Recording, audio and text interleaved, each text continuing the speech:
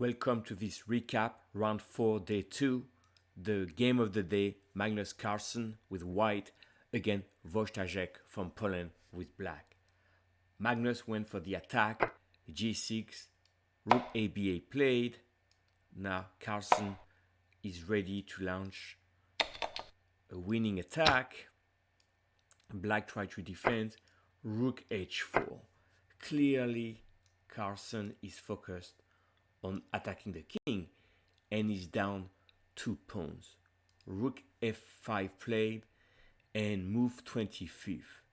This is the key moment of the game and the turning point.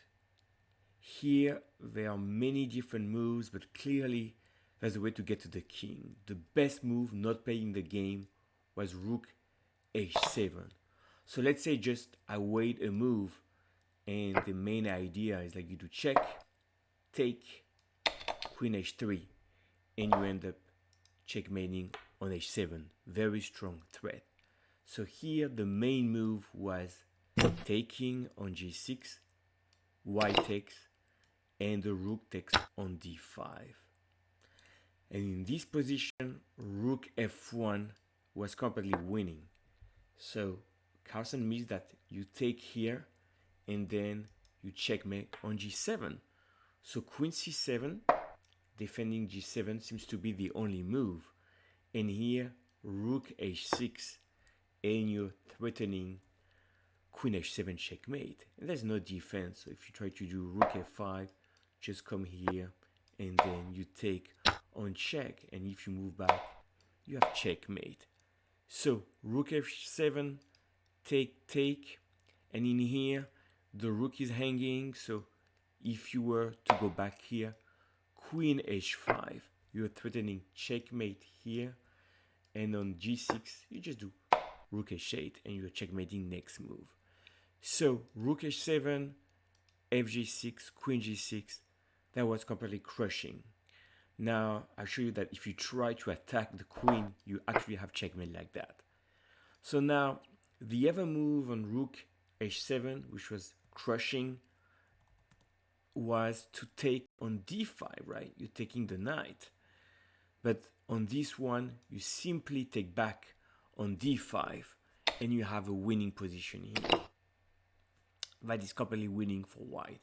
If the queen moves, just do check, and you have an advantage, and you're winning the game.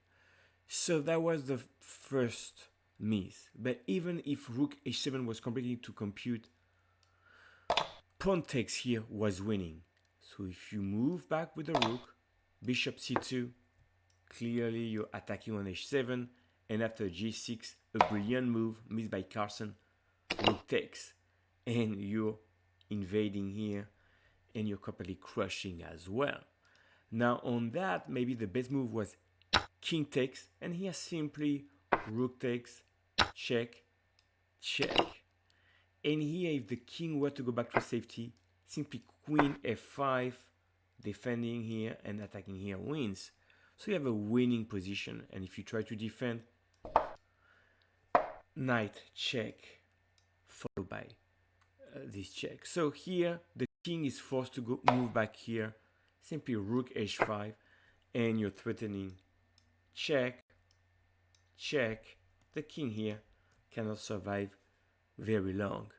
So to recap in this position, first winning move, this one, second winning move, that one.